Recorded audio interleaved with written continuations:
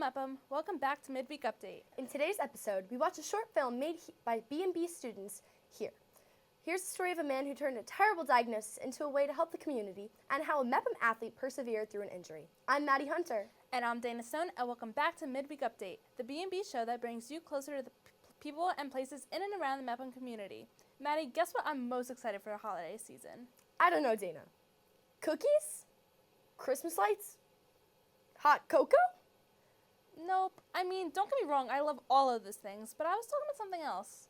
Okay, well, I have no clue. So what is it? B&B's Holiday Film Fest. I love seeing all the creative directions everyone takes the prompts in. Oh yeah, you're right. I think we have a few weeks left before that comes out, though. Thankfully, until then, we can enjoy the short film made by Oliver Mattis, Mia Hafner, Hallie Gilson, Josh Rodriguez, Liliana Sanchez, and Sophia Whitaker.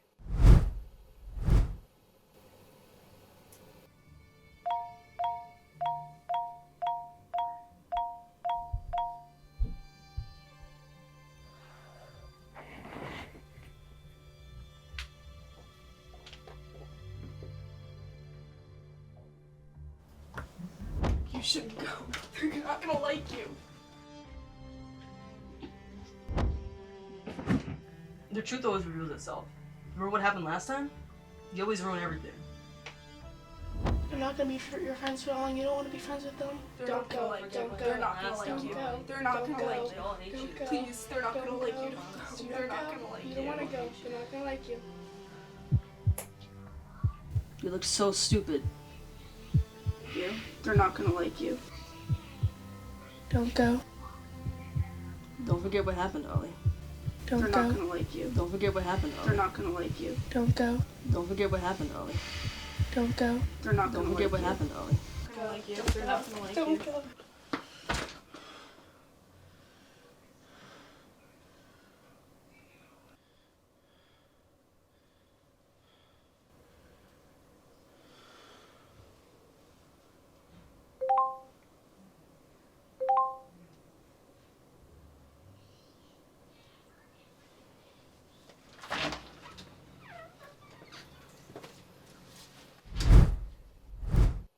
Wow, that was really good. I wonder what made them come up with that story. Well, actually, there was an STN competition where students were given prompts in different categories. The prompt for the short film was The Door Between Us. This was only one of the amazing submissions. Another project made was a story about Michael Fay, a man diagnosed with cancer who now spends his life helping those in need. Here's Haley Gardner with more.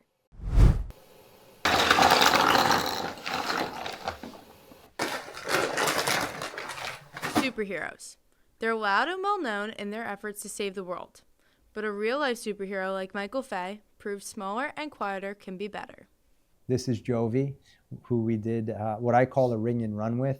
This was one of our earlier racks. It's the boy who has a love for a beach. He was nonverbal, non-ambulatory, but had an absolute love for the beach. So his family would take him in a snow sled, and they had put out a request to see about getting a sled donated. I found someone who knew them on Facebook, and I said, hey, do you think they could ever benefit from a beach-ready wheelchair? Well, they're a few $1,000s a piece. And they said, well, they can, but it's just, you know, you're just not going to do it financially. So I said, okay, that's all I needed to hear. And so I found a company. We got the beach-ready wheelchair, and my daughter and I showed up at their doorstep and did what's perceived as a ring and run. That's the With Purpose Foundation in a nutshell. Donating wheelchairs is just one of Michael's superpowers. His larger goal is to help as many people as possible. In February, the With Purpose Foundation became an incorporated entity, and it's built on that simple principle. Do a random act of kindness for somebody else. It's something so simple that I think that everybody has good in them. In the world that we live, sometimes you have to dig a little bit deeper to pull it out of them. The foundation's origin makes its success all the more important. At 45, I was 1 in 2,000 diagnosed with cancer. That has no cure. So I'm a dad of 3 kids, married to a beautiful wife for almost 20 years. And look, for anybody who's been told that they have cancer, it's a shot in the gut.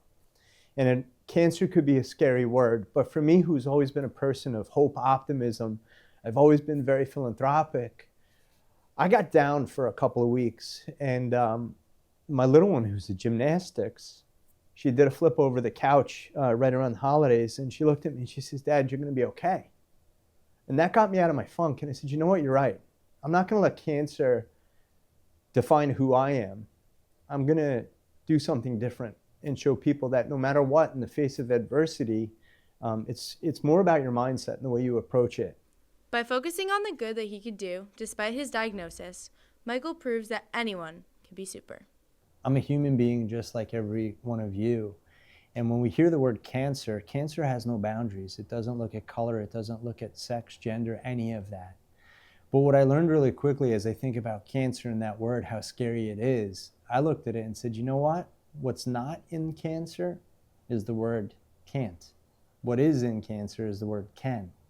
And what Michael Fay and With Purpose can do is make a difference. For B&B, I'm Haley York. That was such an inspiring story.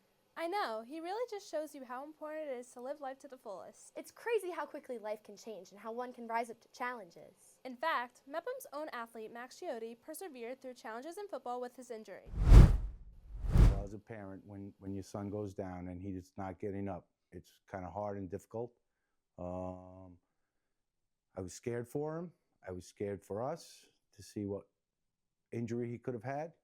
I walked over to the ambulance when they carted him off the field, and after seeing him, I knew he was in a lot of pain, but it wasn't something severe. So I kind of was calm after that.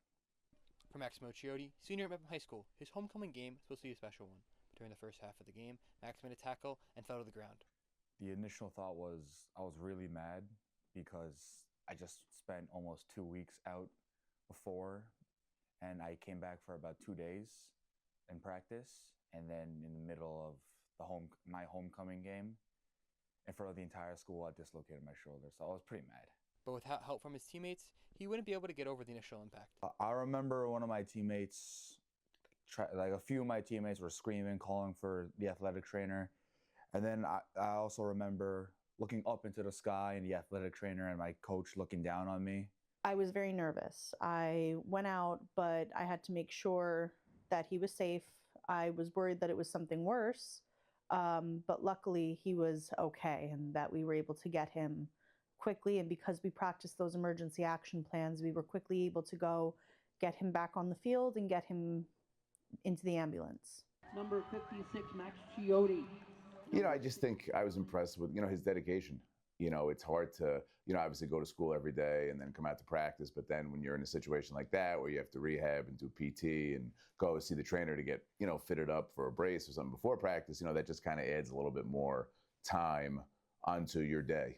Thankfully, with the help of the athletic trainer and coaches, Chiotti was able to triumph through his injury and get back on the field. So I just remember somehow getting past it, like the man in front of me, and sacking the QB. I remember I was like, I feel pretty great again. I feel like I'm back.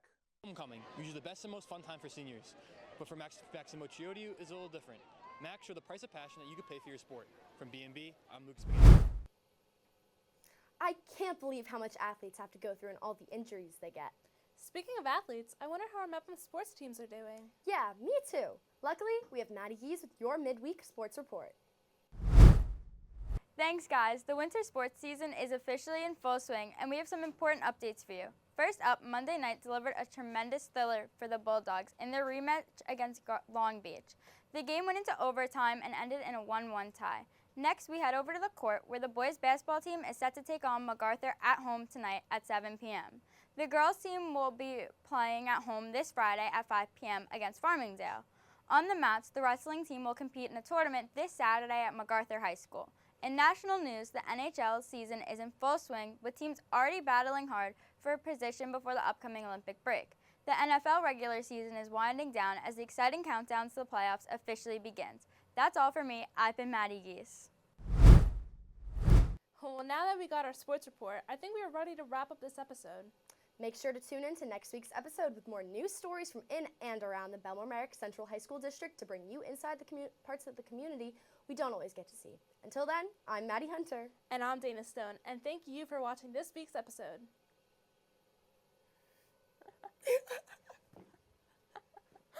Don't push me, I'm on a box. Don't kick me. You kick me. That was not very funny. Oh, it's okay.